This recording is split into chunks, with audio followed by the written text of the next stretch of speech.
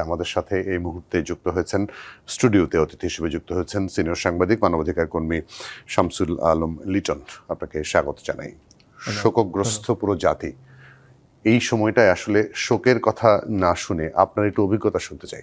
আপনি 2 বছর রাষ্ট্রপতি ভবনে ছিলেন, রাষ্ট্রপতির সঙ্গে ডিপিএস হিসেবে কাজ করেছেন এবং তার শাসনামলের রাষ্ট্রপতি, এবং সরাসরি এই প্রশাসনিক দিকগুলো কিন্তু আপনি খুব কাছ থেকে দেখেছেন। প্রশাসনিক জায়গাটা একটু জানি, তারপরে ব্যক্তিগত অভিজ্ঞতার কথা তো অবশ্যই শুনবো। কেমন ছিলেন? আমরা বলি আপোষহীন, আমরা বলি উনি ক্ষমতা গ্রহণের পর থেকে দেশের কল্যাণে অনেক কাজ করেছেন, কিন্তু আপনি একদম ক্লোজলি অবজার্ভ করেছেন, সেই জায়গাটা একটু শুনতে চাই আপনার কাছে। ধন্যবাদ জুয়েল। ওনার 3টি অংশ যেটি আমাদের জীবনের সঙ্গে জড়িয়ে থাকবে।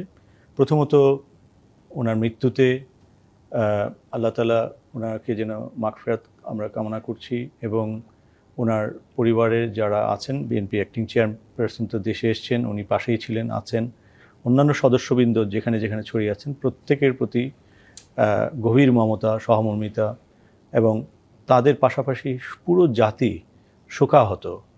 এবং সেই শোকাহত এই কারণে যে একটা অধ্যায়ের সমাপ্তি, একজন মানুষের জীবন শুরু হয় জন্ম দিয়ে এবং শেষ হয় শেষ নিঃশ্বাস ত্যাগ দিয়ে, এবং এই অধ্যায়টি যে শেষ হলো, সবচেয়ে দুঃখজনক হচ্ছে শেষ কয়েকটি বছর যেই অবস্থায় তিনি কাটিয়েছেন, চিকিৎসার অনেক ব্যাহত হয়েছে, উনি কনফাইন্ড ছিলেন একটা স্যাঁতসেঁতে পুরন ঢাকার সেই জেলখানায় প্রথম 1 বছরের অধিক সময়। তারপরে বিভিন্ন সময়ে তার চিকিৎসার যে প্রয়োজন ছিল ইত্যাদি তিনি পাননি। এমন একটি দেশ, যে দেশের মহান স্বাধীনতায় তার স্বামী মেজর জিয়া তখন এই ঘোষণা করার পর, কিন্তু স্বাধীনতা ঘোষণার পর তার পুরো পরিবারটি, 2টি সন্তান এবং তিনি যে বাহিনীর গান পয়েন্টে ছিলেন, সেই সময় থেকেই তার জীবনের মূলত সংগ্রামটি শুরু। এবং স্বৈরাচার বিরোধী আন্দোলন, যেটি আমাদের জীবনের সঙ্গে সম্পর্ক, আমি সেই পয়েন্টে একটুখানি বলি। স্বৈরাচার বিরোধী আন্দোলনে আমরা তখন ঢাকা বিশ্ববিদ্যালয়ের ছাত্র, জুয়েল আপনিও ছাত্র, এবং আমরা কিন্তু ওনাকে স্বৈরাচার বিরোধিতার যেই সমস্ত বিষয় ছিল, যেমন মানে সবাইকে ঐক্যবদ্ধ করে যে সংগ্রামটি পরিচালনা, এবং সেখানে যে ব্যক্তি স্বার্থের চেয়ে দলের স্বার্থের চেয়ে দেশের স্বার্থ বড়, এই কথাটি তিনি অনেক অত্যাচার সহ্য করে, উনি অনেক নিপীড়ন সহ্য করে কিন্তু সেটি প্রমাণ করেছিলেন। তিনি শহীদ জেহাদের লাশের কথা আমার মনে আছে, তার পাশে দাঁড়িয়ে তিনি ছাত্রদের যখন অনুপ্রেরণা করেন, শান্তিপূর্ণ আন্দোলন চালিয়ে যাওয়ার কথা বলেন, এবং সে একই সময়ে অন্য একজন এসে দলীয় স্লোগান দিয়ে সেখানে ঐক্যকে ভেঙে দেওয়ার চেষ্টা করেন। তিনি কিন্তু তারপরেও তার ছাত্রনেতা, তার অন্যান্য নেতাদেরকে বলেছেন, কোনোভাবেই ঐক্যকে ছাড়া যাবে না, এটা দেশের আন্দোলন, দেশ রক্ষার আন্দোলন, গণতন্ত্র ফিরিয়ে আনার আন্দোলন। তো এই যে স্বৈরাচার বিরুদ্ধে আপোষহীনতা তিনি এমনি উপাধি পাননি। তিনি উপাধি পেয়েছেন মা মাটি মানুষের নেত্রী হিসেবে, যেটি 1991 সালের নির্বাচনে স্বৈরাচার পতনের সবচেয়ে বেশি আইকনিক পয়েন্ট। কারণ এই কারণে আইকনিক পয়েন্ট হয়েছিলেন যে বিশ্বাস করা হতো যদি তার মতো নেত্রী না থাকতো, তাহলে এখনও আমরা হয়তো সেই স্বৈরাচারের ধারাবাহিকতায় থাকতাম। প্রতিটি আন্দোলন সংগ্রামে মধ্য দিয়ে এক একটি মানুষ নিজেকে প্রতিষ্ঠিত হয়। তিনি তো রাজনীতিক ছিলেন না, তিনি কখনো স্বেচ্ছায় রাজনীতিতে আসেনও নি। তো সেই কারণে আপোষহীনতার যে অংশটি, তারপরে তিনি ক্ষমতায় এসে তিনি যেটি প্রমাণ করলেন, সেটি হচ্ছে তিনি দেশ এবং জনগণের জন্যই ক্ষমতায়িত হয়েছিলেন। তখনও আমরা বিশ্ববিদ্যালয়ের ছাত্র, আমরা বিশ্ববিদ্যালয়গুলোতে প্রচুর রকমের সংকট ছিল, স্বৈরাচারের রেখে যাওয়ার সংকট, গণতন্ত্রের প্রথম উত্তরণের সংকট, সেগুলোতেও তিনি তার কাম অ্যান্ড কোয়াইট পার্সোনালিটি দিয়ে সকলকে নিয়ে কিন্তু সেই সংকটগুলো উত্তরণ করেছেন। অর্থনীতিতে, রাজনীতিতে নতুন রক্ত সঞ্চালন করেছিলেন। এবং তারপর যখন তিনি বিরোধী দলে গেলেন, এই 3টি যে গ্রহণযোগ্য নির্বাচন হয়েছিল, সেখানে কিন্তু তিনি বিরোধী দলে গেলেন 118 সিট নিয়ে, বৃহত্তম বিরোধী দল বাংলাদেশের ইতিহাসে, এবং নির্বাচিত সরকারকে অভিনন্দন জানালেন। এটি প্রথম এবং এটি শেষ গত 25 এবং 35 বছরের গণতন্ত্রের ইতিহাসে। একবারই মানে বিজয়ী না হতে পেরে অভিনন্দন জানাবো, এবং ওপেন ল্যাঙ্গুয়েজে, অত্যন্ত চমৎকার ল্যাঙ্গুয়েজে। তারপর 111-এ যখন 2 নেত্রী গ্রেফতার হলেন, প্রথমে শেখ হাসিনা গ্রেফতার হলেন, তিনি বিবৃতি দিলেন যে রাজনৈতিক কারণে তাকে গ্রেপ্তার করা হয়েছে, তার অবিলম্বে মুক্তি দেওয়া প্রয়োজন। এটিও কিন্তু বিরল, এটিও কিন্তু দ্বিতীয়টি ঘটেনি কখনো। আমি আজকে কোনো নেগেটিভ কথা নয়। আজকে এই শোকের দিনে আজকে একটি জীবন শুরু হয় এবং শেষ হয়, কিন্তু তিনি কতগুলো উদাহরণ রেখে যান। আমরা ছাত্র থেকে আমরা যখন বিশ্ববিদ্যালয় সাংবাদিকতায় গেলাম, জুয়েল আপনিও গেলেন, আমরা সাংবাদিকতায় আসলাম, আমরা সাংবাদিক হিসেবে দেখতে থাকলাম। আমি ট্রেড ইউনিয়ন করতাম, ওনারই দলীয় কাগজ দিনকাল কাগজে কাজ করতাম, এবং তিনি তার সঙ্গে ইউনিয়নগত কারণে এবং নানা কারণে বিভিন্ন সময় দেখা হয়েছে। কখনো আমাদের মধ্যে বিভক্তিকে তিনি আমন্ত্রণ জানাননি। তিনি সব সময় বলেছেন প্রেস ক্লাবে এবং ট্রেড ইউনিয়নের সাংবাদিক ইউনিয়ন সব সময় আপনারা মিলেমিশে কাজ করুন, ঐক্যবদ্ধ ইউনিয়ন, ঐক্যবদ্ধ, আপনারা মিলেমিশে কাজ করুন, আপনাদের গ্রুপ উপগ্রুপ সবই থাকবে, কিন্তু কোনোভাবেই কোনো রকমের বিভক্তি এইগুলোকে আমন্ত্রণ জানাবেন না। বিভিন্ন সময় আলোচনা এসছে, তো আমরা তখন অনেক জুনিয়র, কিন্তু যেহেতু সাংবাদিক ইউনিয়নের প্রোগ্রামগুলোতে আমাদের যেতাম, বিভিন্ন সময় প্রতিনিধি দলের সদস্য হিসেবে গিয়েছি। তো এই যে আরেকটি উদাহরণ, সর্বশেষ যেটি হলো 1/11-এর পর, যেটি আমি আপনাকে বললাম যে আরেক নেত্রীর গ্রেফতারকে তিনি নিন্দা জানিয়েছেন, সরকারকে বলেছেন তাকে মুক্তি দিতে। তারপর যে ঘটনাগুলো সবই মোটামুটি আপনাদের মনে আছে, কিন্তু যে জিনিসটি উল্লেখ করার মতো সেটি হচ্ছে, যেহেতু বঙ্গভবন রাষ্ট্রপতি কার্যালয়, এখানে 2 বছর রাষ্ট্রপতির সঙ্গে এবং প্রধানমন্ত্রী কার্যালয়ের সঙ্গে ক্লোজলি কাজ করার সুযোগ হয়েছে। আমি সেখানে ওনার সকল নির্বাহী আদেশ, নির্বাহী কার্যক্রম, এখানে কতগুলো একটা জীবন যে কতগুলো জীবন শেষ হওয়ার পর টোটালিটিটা পাওয়া যায়। এখানে সরকার পরিচালনায় আপনি ওনার বিরুদ্ধ শক্তি অনেক কেউ বলতে শুনবেন যে, অথবা আমরা শুনেছি যে অমুক মন্ত্রীর বিরুদ্ধে অভিযোগ আছে, তমুক মন্ত্রীর বিরুদ্ধে অভিযোগ আছে, কিন্তু এই গত 15 বছরের দুঃশাসনের মধ্যে একটি মাত্র মামলা নিয়ে অথবা 2টি মামলা একই ব্যাপারে, সেই মামলাটি নিয়ে, এবং 99% মানুষ আমি কিন্তু ওনার বিরুদ্ধ শক্তি, রাজনৈতিক শক্তিরও শুনেছি যে এটা শুধুই আসলে রাজনৈতিক কারণেই করা হচ্ছিল।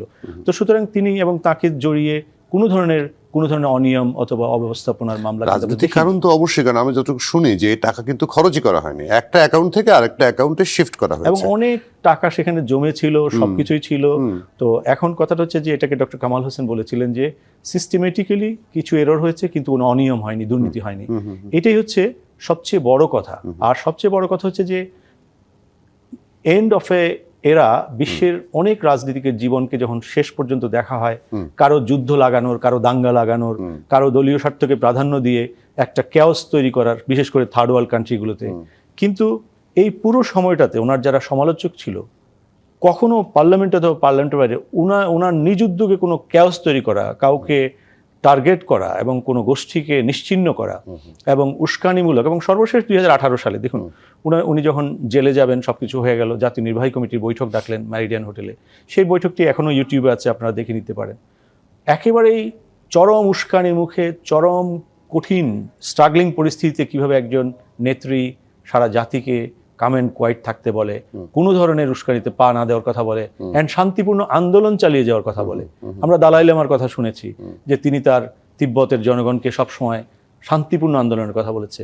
আমি মনে করি যে এই শান্তিপূর্ণ আন্দোলনের উদাহরণ, শান্তিপূর্ণ বিরোধিতার উদাহরণ, এবং কঠিন অত্যাচারের মুখেও, এবং তিনি যখন চিকিৎসাধীন ছিলেন, ডাক্তার জাহিদ হোসেনের সঙ্গে আমাদের ব্যক্তিগত ঘনিষ্ঠ সম্পর্কের কারণে প্রায়ই ওনার বিভিন্ন বিষয়ে মনোভাব, উনি 24 ঘন্টা যেহেতু ওনার সঙ্গে ছিলেন, আমরা জানতে চাইতাম। এবং তিনি কিন্তু কখনো এই ধরনের ব্যাপারগুলো যেগুলো নেগেটিভ, এবং সর্বশেষ যখন ফ্যাসিবাদের পতন হলো, তার প্রতিক্রিয়া শুনে ইতিমধ্যে অনেকেই আপনারা জানেন, ওই যে প্রতিক্রিয়াটি, তিনি যে উচ্ছ্বসিত হওয়া, হাসি দেওয়া অথবা একটা আনন্দ প্রকাশ করা, সেটি কিন্তু করেননি। তো আজকে তাকে নিয়ে যারা আজকে আমরা বিশ্বাস করি এবং বিশ্বাস করতে হয়, আমরা এমন একজনকে হারিয়েছি যিনি আমাদের যে সভ্যতার দিকে হাঁটা, আমরা অনেক ক্ষেত্রেই আমরা কিন্তু কতগুলো স্ট্যান্ডার্ড সেট আপ করতে পারিনি, বিশেষ করে রেজিলিয়েন্স, তারপরে সহমর্মিতা, তারপর হচ্ছে বিরুদ্ধ পক্ষকেও অ্যাটাক না করে রাজনীতি করা, সহমর্মিতা পরের কথা, প্রতিশোধ পরায়ণতা আমরা এমন জায়গায় পৌঁছে গিয়েছিলাম যেটি আসলে বেগম খালেদা জিয়ার কোনো বক্তব্যে আমি অন্তত মনে পড়ে না যে বিরোধী পক্ষকে সরাসরি, আমরা বলি না গালিগালাজ করা, এরকম কোনো শব্দ তার মুখ থেকে কখনো ব্যবহার করতে দেখিনি, শুনিনি আমরা কখনো। কিন্তু এই ভদ্রমহিলা 3 বারের প্রধানমন্ত্রী, একটি দলের প্রধান, তিনি অসুস্থ, তাকে জেলে পাঠানো হলো, বারবার অনুরোধ করার পরেও সরকার তাকে যেতে দিল না। এই প্রতিশোধ পরায়ণতা আমাদের মধ্যে কি করে ঢোকে? এটা খুবই রেয়ার, কারণ মানুষ সহজাতভাবে কিন্তু কতগুলো গুণ এবং দোষ মানুষের মধ্যে ইনবিল্ড থাকে। একটা হচ্ছে প্রতিশোধ পরায়ণতা, সে নিজেই জানে না প্রতিশোধ পরায়ণতা কীভাবে তার মধ্যে কাজ করছে। দেখুন, উনি ওনার কাজের মাধ্যমে, বক্তব্যের মাধ্যমে, শুধু বক্তৃতা অনেকে অনেক কথা বলে, কিন্তু যখন ইন অ্যাকশন, অর্থাৎ প্র্যাকটিক্যাল লাইফে যখন যিনি রাষ্ট্র ক্ষমতায় ছিলেন তিনি এই ব্যাপারটিকে কীভাবে দেখেছেন। তিনি অপারেশন ক্লিন হার্ট চলাকালীন সময় অন্যান্য সময় দলীয় অনেক কর্মী সমর্থক অনেক বড় বড় ফিগার কিন্তু সেই অভিযানের মধ্যে পড়েছিলেন, এবং এই ক্ষেত্রে যে তিনি এবং তার দল এটা প্রমাণ করার চেষ্টা করেছেন এবং প্রমাণ করেছেন যে তিনি যে কর্মসূচিটা চালাচ্ছেন সেটা বিরোধী দমনের জন্য নয়।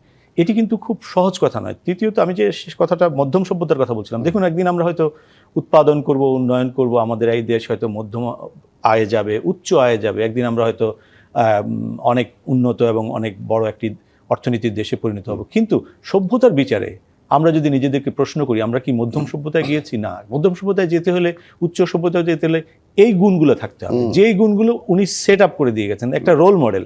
এখন থার্ড ওয়ার্ল্ড কান্ট্রিতে রোল মডেল হওয়া কিন্তু অনেক কঠিন, কারণ অনেক ক্রাইসিসের মধ্য দিয়ে রাজনীতি করতে হয়। তিনি প্রমাণ করে, দেখুন আপনি পেছনে যখন একটা ছবি দেখাচ্ছেন, এখানে আছে রিলের মধ্যে, তিনি যখন মনমোহন সিং তাকে রিসিভ করছে তখন তিনি বিরোধী দলীয় নেত্রী, কিন্তু প্রধানমন্ত্রী না, আর 2011-12 সালের দিকে। তো তাহলে যে প্রোটোকল, সেই প্রোটোকলে বিরোধী দলীয় নেত্রীকে কিন্তু মনমোহন সিং রিসিভ করার কথা না। আর বিএনপির যে ভাবমূর্তি, যে অত্যন্ত দেশ নির্ভর, স্বনির্ভর এবং পররাষ্ট্রনীতির ক্ষেত্রে ব্যাকবোন সোজা করে দাঁড়িয়ে থাকার পার্টি, কোনো নাই আর কি কোনো দিকে।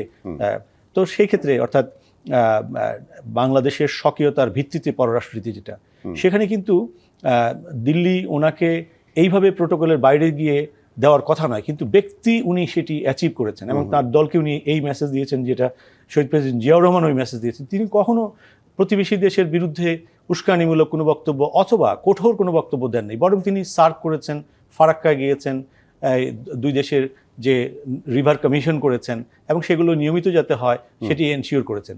ঠিক বেগম খালেদা জিয়া ওই জিনিসটা, ওই ব্যাকবোন, মানে পরিপূর্ণ ব্যাকবোনের একটা পররাষ্ট্রনীতি চালানোর কারণেই দিল্লি কিন্তু 11-12 সালে যখন বিরোধী নেত্রী, তখনও তাকে যথেষ্ট সমীহ করেছেন। পররাষ্ট্র প্রণব মুখার্জি প্রেসিডেন্ট হিসেবে যখন এসছেন তার জন্য আলাদা প্রোটোকল দিয়েছিলেন। তো এই ব্যাপারগুলো খুবই সিগনিফিকেন্ট আমাদের দক্ষিণ এশিয়ার রাজনীতিতে। তিনি যেই সেট আপগুলো করে দিয়েছেন রাজনীতিতে, সমাজে, এবং আমি বাচ্চাদের নিয়ে অনেক ডেলিগেশন নিয়ে প্রায় ওনার সঙ্গে দেখা করেছি আমরা, অন্তত 7-8 বার। এটা হচ্ছে আমরা জিয়া শিশু একাডেমি করেছিলাম 99 সালে, যখন আওয়ামী লীগ যখন জাতীয় পর্যায়ে মেধাবীদের যে রিসেপশন বন্ধ করে দিচ্ছিল, নতুন করে বন্ধ করে দিচ্ছিল, তখন জিয়াউর রহমান সাহেবের নামে আমরা ওইটা, যেহেতু উনি এগুলো শুরু করেছিলেন, এবং হিজবুল বাহারের মতো প্রোগ্রাম বন্ধ করে আমরা আলোর মিছিল চালু করেছি নৌবিহারে মেধাবীদের নিয়ে, বিভিন্ন পেশাজীবীদের সমন্বয় নেওয়ার জন্য। তো ওই প্রোগ্রামগুলোর আলোকে আমরা বিদেশে ছাত্রছাত্রীদেরকে নিয়ে যেতে, মেধাবী ছাত্রছাত্রীদেরকে, এবং প্রতিবারই আমরা জাপান, দক্ষিণ কোরিয়া, অস্ট্রেলিয়া এবং পাশের দেশ ইন্ডিয়া, নেপাল, শ্রীলঙ্কা, বিভিন্ন দেশে আমরা বাচ্চাদের নিয়ে গেছি।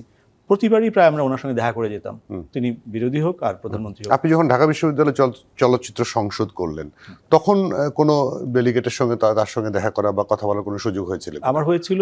আমরা তখন 94 সালে আমরা জাতীয় চলচ্চিত্র উৎসব করি, কারণ চলচ্চিত্র তখন থেকে ডিক্লাইনিং ছিল, বিশেষ করে হিন্দি চলচ্চিত্রের আগ্রাসনে আমাদের বাংলা চলচ্চিত্র 90-এর পর থেকেই প্রায় ডিক্লাইনিং ছিল। তখন আমরা ঢাকা বিশ্ববিদ্যালয় চলচ্চিত্র সংসদ করি 93 সালে।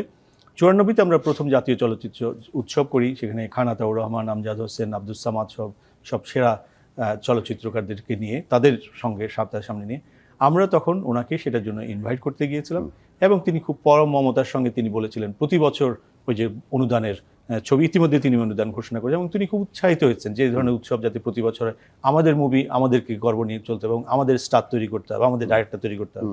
তো উনি নিজে সে কারণে কোনো কারণে যেতে পারেননি, কিন্তু তথ্যমন্ত্রীকে স্পেশালি উনি রিকোয়েস্ট করে তৎকালীন তথ্যমন্ত্রী ভাইস নাজমুলকে পাঠিয়েছিলেন। তো সেটা অসাধারণ। 7 দিনে আমরা আশা করেছিলাম হয়তো 14,000 লোক এটাতে আসবে, পরবর্তী দেখা গেল প্রায় 1.5 লক্ষ লোক এসছে, এবং ওনার মেসেজ, ওনার বক্তব্য সবকিছু আমরা সেখানে প্রচার করেছিলাম। এবং পরবর্তীতে দেখেছেন যে এই সমস্ত মানে ফিল্মের ক্ষেত্রে, সংস্কৃতির ক্ষেত্রে তার অনুদান অথবা করা শিল্পীদের, অন্যদেরকে, এবং স্বকীয় সংস্কৃতিকে যাতে বুক চিতিয়ে যাতে আমরা গর্ব করতে পারি, এগুলো। কিন্তু আমার মনে হয় যে ওনার একটা মানুষের জীবন রোল মডেল হওয়ার ক্ষেত্রে যতগুলো স্টেপ থাকে, ব্যক্তিগত সততা, তারপরে ন্যায়নিষ্ঠা, নিজস্ব বোধ। উনি তো বিদেশে যেতে চান নাই কখনো, তাই না? এবং যখন তার জন্য বিমান নিয়ে আসা হলো, সৌদি আরবে স্পেশাল বিমান দিলেন, তার সব কেটে দেওয়া হলো, ফোন লাইন এটা সেটা সব কেটে দেওয়া হলো। আমরা লন্ডন থেকে তখন সিভিল রাইট মুভমেন্ট শুরু করেছি মাত্র। আমরা তখন ওনার পানি লাইন, বিদ্যুৎ লাইন সব কেটে দেওয়ার পরে আমরা ইউনুস নামে ওনার একজন স্টাফ ছিলেন, তার নাম্বারে আমি মাঝে মাঝে কথা বলতাম, এবং তার যে বিবরণটি 1-2 বার উনিও ধরেছেন। তো তো ওই যে কথাগুলো আপনার ইভেন ক্যান্টনমেন্ট মার্কেট থেকেও পানি পাঠাতে হয়েছিল, সেটা মানবিক কারণে হয়তো তৎকালীন প্রহরীরা বাধা দেননি। তবে ওই সময়টা তার যে মানে যেভাবে ধন্যবাদ জ্ঞাপন, এবং পরবর্তীতে আমি দেখেছি যে উনি এই সময়টাকে উনি বিশেষভাবে স্মরণ রেখেছিলেন, এবং ওই মানুষগুলোরও কারোর প্রতি কোনোদিন কোনো মানে অত্যুক্তি অথবা কোনো ধরনের বিতৃষ্ণা, যারা এই কষ্ট দিয়েছিলেন। আপনি দেখেন মানে দুঃখটা কোথায়, মানে তিনি মারা গেছেন, তার দুঃখটা আসলে জানতে পারলে ভালো হতো। তার নির্বাসিত ছেলে, বড় ছেলে, একমাত্র জীবিত সন্তান, তিনি ফিরে এলেন দেশে, তিনি কিন্তু দেখে যেতে পারলেন না, দেখতে পারলেন না, ফিল করতে পারলেন না। তার জন্য যে লক্ষ লক্ষ মানুষ রাস্তায় নেমে পড়লো, তাকে সংবর্ধনা জানালো, এত মানুষের আবেগ, ভালোবাসা উনি দেখে যেতে পারলেন না। এই দুঃখ আসলে তারেক রহমানও ভুলতে পারবেন না অনেকদিন। এটাই হচ্ছে আমাদের যে স্বাধীনতার যে মূল লক্ষ্যটা ছিল, যে মুক্তি, সেই মুক্তি কিন্তু বারবার বাধাগ্রস্ত হয়েছে।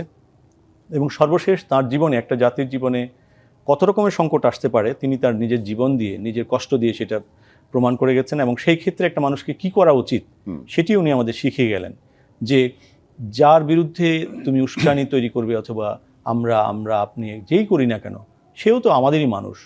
কিন্তু সিস্টেমকে পরিবর্তন যদি না করা যায়, গণতান্ত্রিক প্রক্রিয়া যদি এস্টাবলিশ করা না যায়, তাহলে এরকম নিপীড়ন যুগের পর যুগ চলবে। আমার খুবই উল্লেখযোগ্য এইখানে এই মুহূর্তে সারা জাতি এতটাই শোকান্বিত। আমি শুধু ওনার জীবনের যে জিনিসগুলো সম্পর্কে রোল মডেল হিসেবে তিনি দিয়ে গেছেন, সেখান থেকে একটি লাইনও যদি, একটি আচরণও যদি আমরা যদি ফলো করি, তাহলে আমি মনে করি, আমি ডাক্তার রুমি আহমেদের একটা কথা গতকালকে বলি, উনি আমেরিকায় খুব আমাদের বাঙালি ডাক্তারদের মধ্যে one of the best doctor. উনি এই সিরিয়াস রোগীদের মেনটেনেন্স যে চিকিৎসাটা, ওটারই এক্সপার্ট। তো উনি লিখেনও ভালো। গত রাতেই উনি হয়তো উনি টিমের মেম্বার, এই যে ড্রিম টিম, এই যে ডাক্তারদের যে ড্রিম টিম, যেই ড্রিম টিমের মধ্যে সারা ওয়ার্ল্ডের বেস্ট কার্ডিওলজিস্ট, তারপরে নিউরোলজিস্ট, তারপরে মানে যত ডিসিপ্লিন, ওনার যতগুলো প্রবলেম ছিল, এটা ডাক্তার জাহিদ হোসেন, জাহিদ হোসেন 80 দশক থেকে তিনি দলের সঙ্গে জড়িত। কিন্তু ম্যাডামের এই চিকিৎসায় উনি এমন একটা টিম নিয়ে গত কয়েক বছর কাজ করেছেন, বিশেষ করে গত কয়েক মাস। এই টিমটি সম্পর্কে উনি বলছিলেন যে হায়াত মওত অবশ্যই আল্লাহর হাতে, কিন্তু এই টিমটি গঠন করা অত সহজ নয়। রাষ্ট্রপ্রধান এবং পুরো রাষ্ট্র মিলেও অনেক সময় অসুবিধা আছে এগুলোতে। কিন্তু এই টিমটি, ওনার যে সিচুয়েশনটা ছিল 23শে নভেম্বরের পর থেকে, ডাক্তার রুমি বলছেন যে আমেরিকা এবং ইউরোপেও এই ধরনের পেশেন্ট যখন আসেন, তখন তার সার্জারি করার মতো যদি পরিস্থিতি থাকেন, তাহলেই বলা যায় যে তার রিকাভারির সুযোগ থাকবে।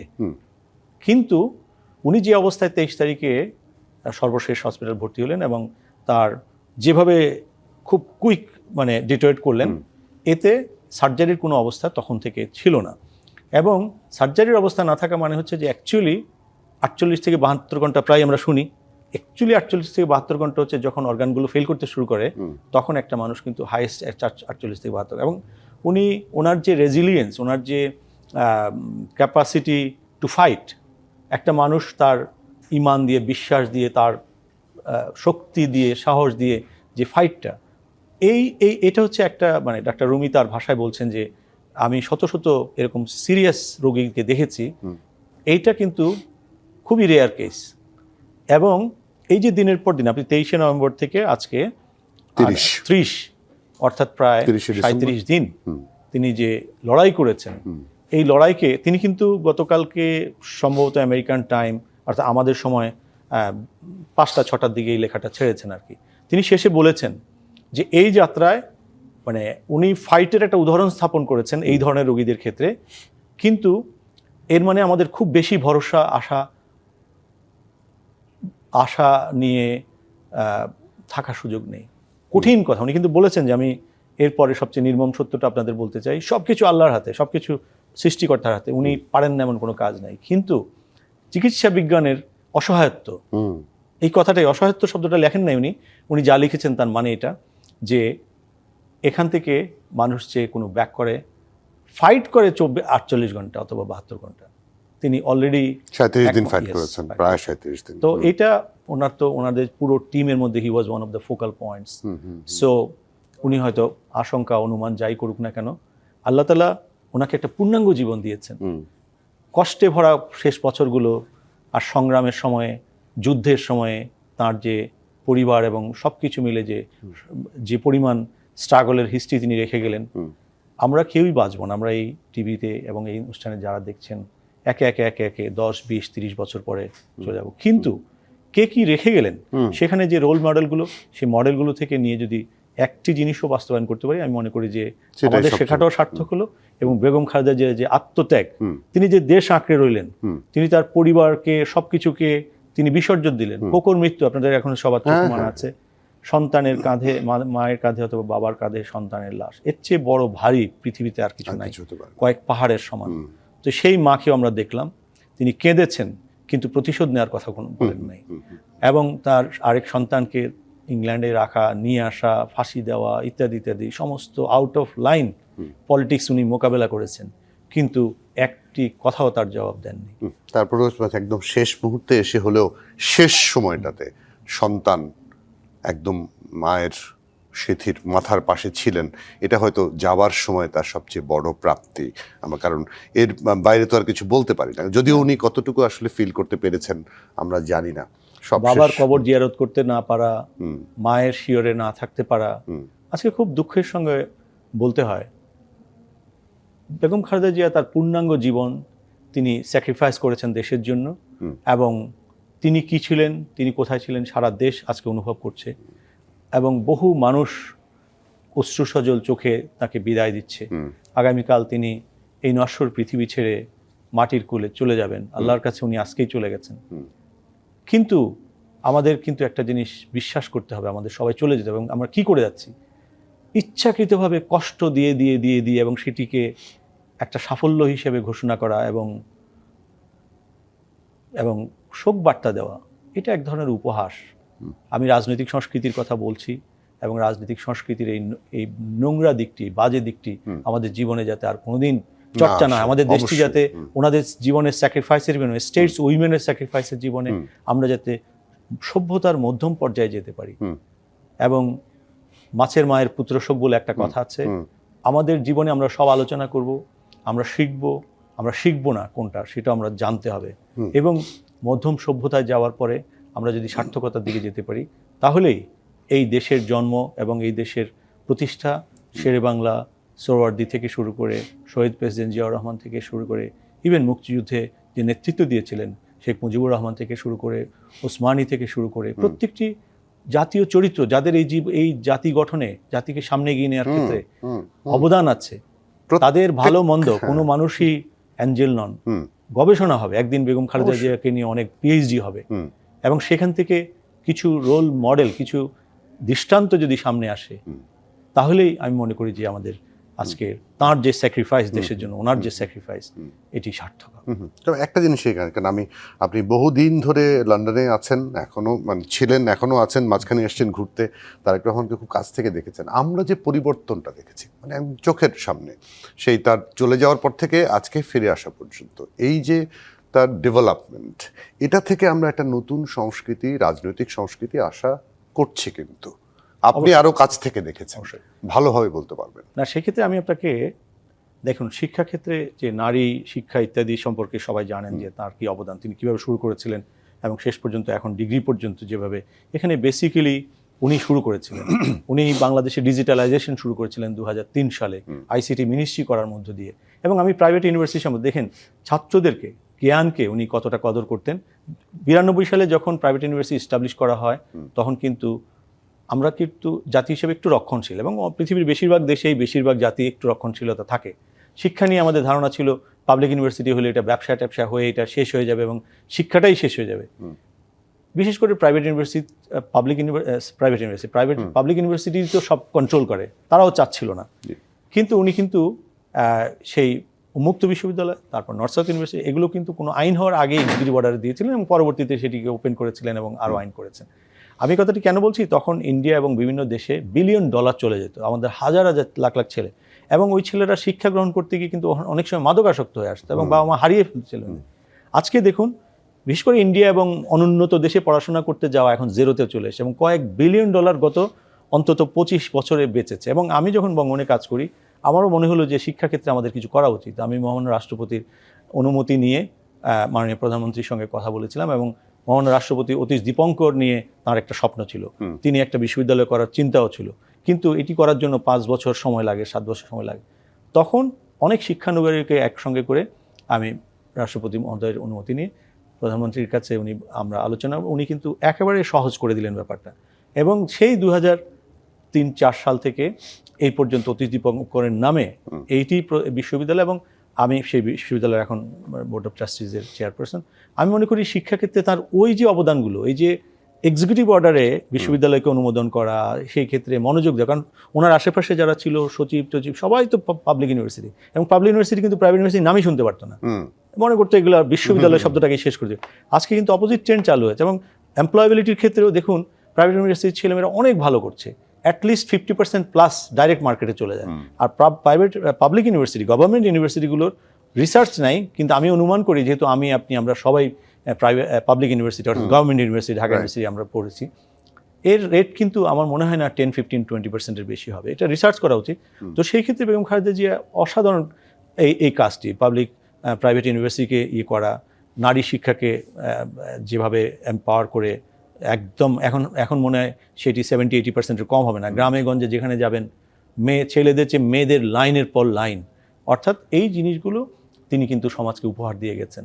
ঠিক যেমনিভাবে তার স্বামী বাংলাদেশে তিনি বিশেষ করে হেলথ মিনিস্ট্রিকে এম্পাওয়ার করে ঘরে ঘরে স্বাস্থ্যকর্মী পাঠানো, তারপর আমাদের যে জনসংখ্যা বুমিং হচ্ছিল সেটা একটা রিজনেবল লেভেলে নিয়ে আসা, তারপরে মুক্তিযোদ্ধা মন্ত্রণালয় করা, বিজ্ঞান মন্ত্রণালয় করা, ওই ধারাটাতে কিন্তু এগিয়ে নিয়েছেন। তো আমরা বিশ্বাস করি আজকে যে রেমিটেন্স সেটি করেছেন, গার্মেন্টস করেছেন, এগুলোকে বুস্ট আপ করা, এগুলোকে ইনসেন্টিভ দিয়ে আগে প্রবাসী কল্যাণ মন্ত্রণালয় তার হাত দিয়ে, জি প্রবাসী কল্যাণ মন্ত্রণালয় তার হাতে, এটা বিশাল একটা ব্যাপার। এবং আজকে প্রবাসীদেরকে যে স্টিম লাইনে নিয়ে আসা এবং অনেক রপ্তানি খাতকে ইনসেন্টিভের আওতায় নিয়ে এসে এখানে উদ্যোক্তা এবং ইন্ডাস্ট্রি যে ডাইনামিক তৈরি করা বিভিন্ন ক্ষেত্রে, সেই কাজগুলো তার অবদান বলে শেষ করা যাবে না। কিন্তু আজকে সেইটি আলোচনার দিন না, আজকে আলোচনার দিন হচ্ছে ওনার জীবন থেকে, ওনার যে আত্মত্যাগ, সেই জীবন থেকে আমরা আসলে কি শিখলাম এবং আমরা কতটুকু নিতে পারবো এবং কতটুকু নিতে চাইবো।